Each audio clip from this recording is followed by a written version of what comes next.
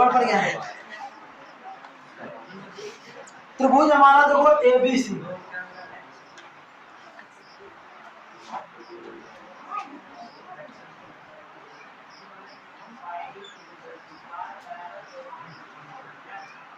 ये हमारा A B और ये C। एक त्रिभुज ABC की भुजा BC पर कोई बिंदु D इस प्रकार है कि ADC, यहां पे ये बिंदु, ये हमारा ADC, ये वाला ADC बराबर है BAC के, मतलब इस वाले को, ऐसा ही तो है, ठीक है ना। कुल मिला के यहाँ पे जो कह रहा है ये बिंदु D है, ADC बराबर है BAC के, ठीक है ना। तो आपको देखो यहाँ पे दिया क्या है कि जो कोण हमारा ADC है वो बराबर है किसके, BAC के, यही तो दिया है। अब आपको इसमें सिद्ध क्या करना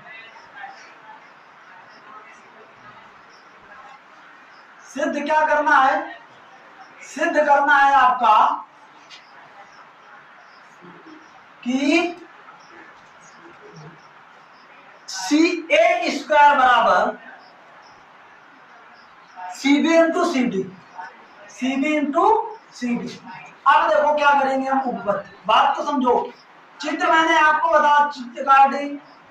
बता दिया।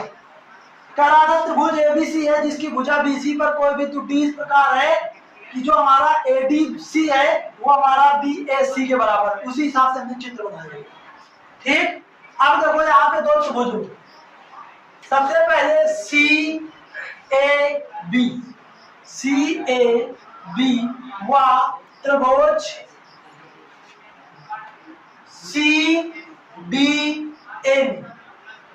CDN, ठीक है ना। बताओ इतनी बात होगी, ये दोनों त्रिभुज है, दोनों त्रिभुजों में अब देखो दिया क्या है, यहाँ पे तुम्हारा दिया गया है BAC बराबर है ADC के, ये तुम्हारा दिया गया है, ठीक। फिर आगे देखो ये वाला जो कोण है ये इस वाले कोण के बराबर दिया गया है कि नहीं। अब ये जो कोण है ये दोनों में उभयनिष्ठ है कि नहीं। तो यहाँ पे हमारा कोण जो हमारा BCA होगा, BCA जो होगा वो हमारा CAD के या या भी हम कह सकते हैं ACD के बराबर हो जाएगा।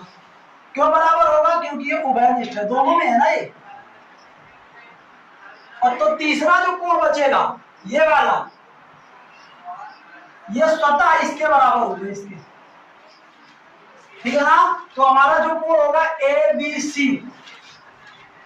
जो ABC होगा वो हमारा बराबर हो जाएगा किसके, DAC की, स्वतः।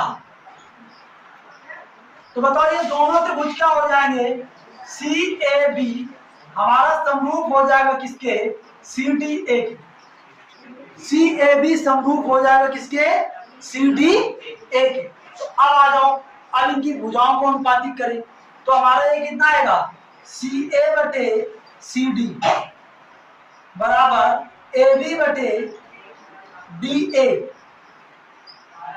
और ये हमारा कितना, CB बटे CA।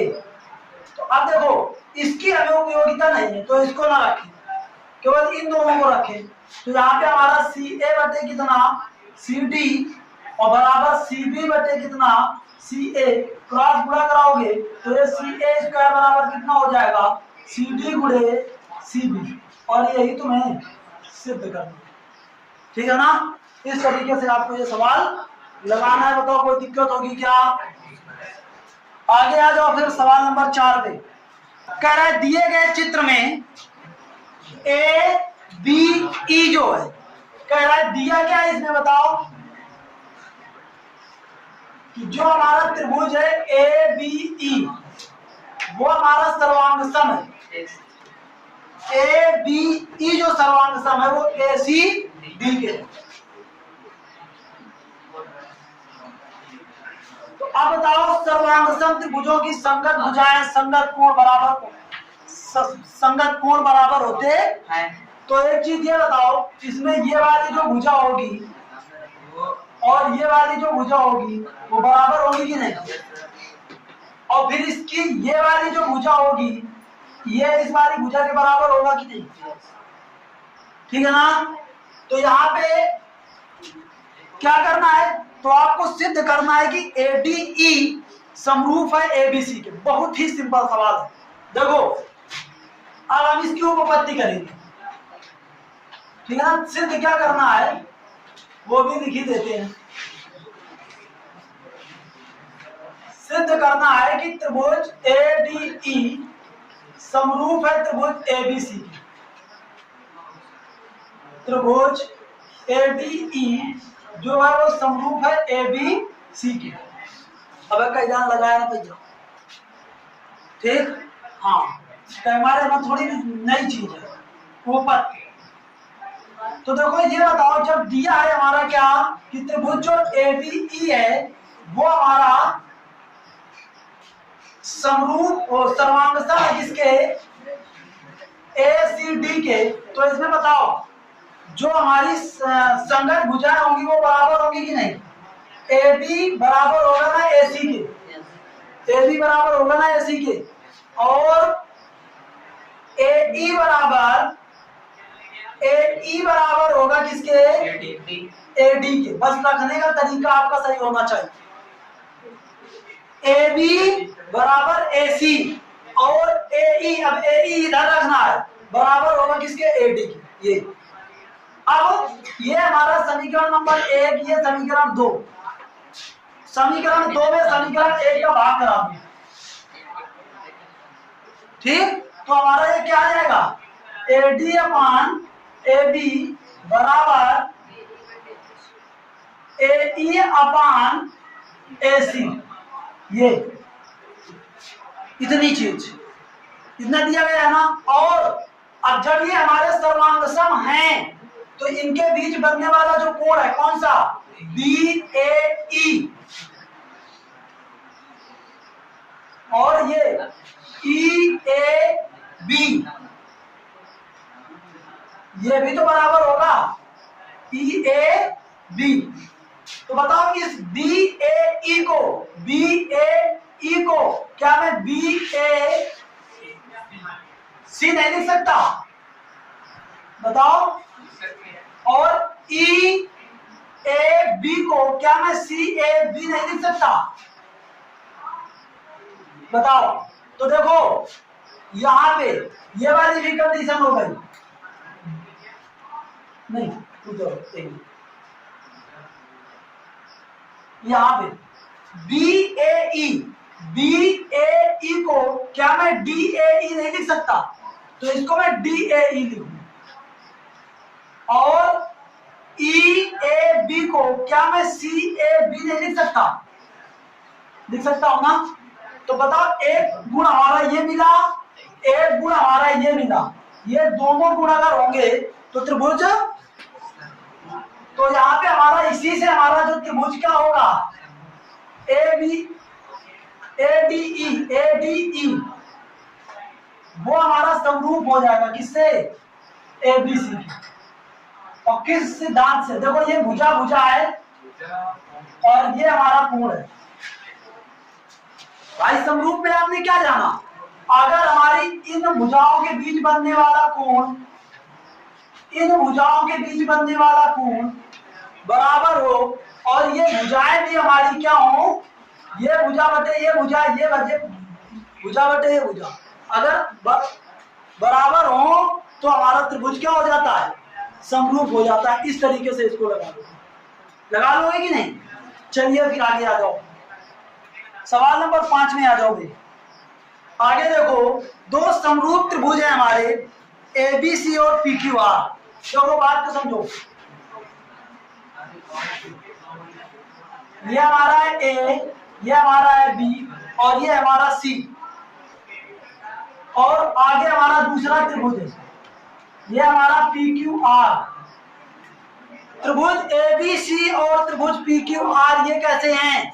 दोनों समरूप हैं, इनके परिमाप दिए गए हैं, इनके परिमाप दिए गए हैं, ठीक है ना। तो देखो बताओ, मैंने आपको बताया था दो समरूप त्रिभुजों की संगत भुजाओं का अनुपात उनके परिमापों के अनुपात के बराबर होता है। मतलब जो हमारा त्रिभुज ABC का परिमाप होगा, ABC का परिमाप बटे त्रिभुज PQR का परिमाप, PQR का परिमाप बराबर होगा AB बटे PQ, ठीक है ना। तो अब देखो इनके परिमाप दिए गए हैं 32 और 24, ये हमारा 32 है और ये 24 है। AB का मान दिया गया है कितना? AB का मान ज्ञात करना है, PQ का दिया गया है 12, तो ये 12 दूनी 24 और ये 16 दूनी 32, तो AB का मान आ जाएगा 16 सेंटीमीटर। दैट्स ऑल, ठीक है ना। बताओ कोई दिक्कत होगी क्या? आगे आ जाओ, सवाल नंबर 6 देखो।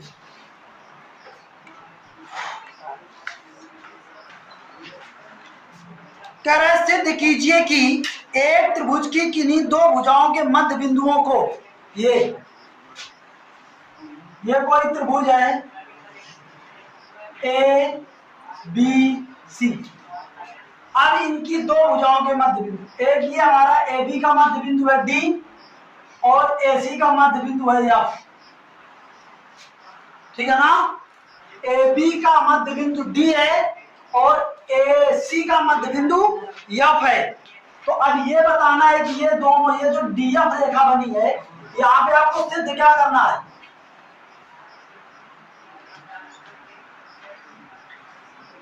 कि जो ये DF है वो समांतर है हमारा किसके? BC, ठीक। तो यहाँ पे एक चीज ये बताओ, बात को बहुत ध्यान से, जो ये D है वो AB का मध्य बिंदु है कि नहीं? D हमारा क्या है? AB का मध्य बिंदु है ना। तो यहाँ पे हमारा AD बराबर DB किया जा सकता है क्या? बताओ। तो यहां से अगर मैं AD अपान DB कर दूं तो किसके बराबर आएगा? आएगा कि नहीं?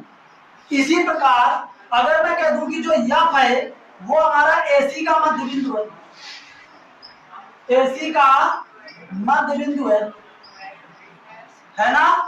तो यहाँ पे हमारा AF अपान AF बराबर किसके हो जाएगा? BF के।